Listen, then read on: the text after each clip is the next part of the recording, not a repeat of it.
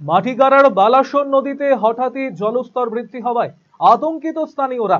অপরদিকে বালাসন নদীর ওপর দ্বিতীয় ব্রিজ তৈরির কাজ চলছে, সেখানেই কাজ করছে বহু শ্রমিক।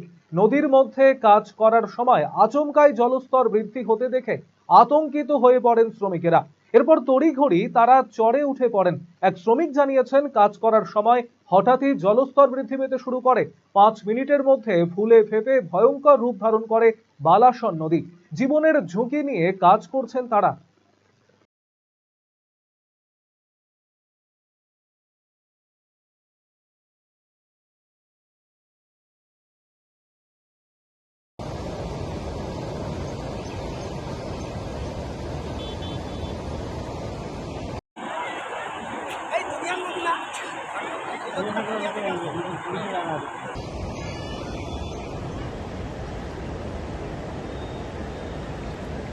পুরো বাড়লো এখানটে। আমি এখানটে ছিলাম নদীর ওখানটে, মাঝখানটা ছিলাম ওখানটে সাইডে। তো আচন্ন আমি হাফ প্যান্ট পরেছিলাম, জল আসলো আমার হাঁটুর মধ্যে লাগলো। এই নদীতে খুব জল বাড়ে। তার আগে পর্যন্ত কি এমন ধরনের কোনো চিত্র ছিল না, মানে জলস্তর কি কমই ছিল? না, জল কম ছিল একদম, আচানক জলটা এটা বাইরে গেছে।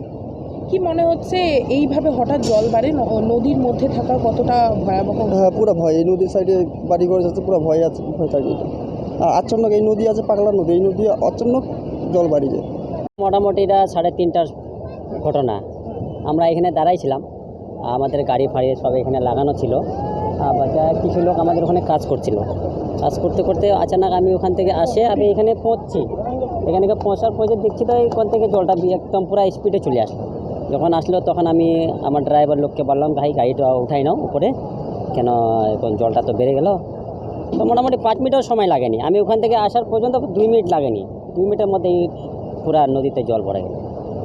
যখন জলটা ভরলো তখন সবাই আসলো, গ্রামের লোক দেখলো।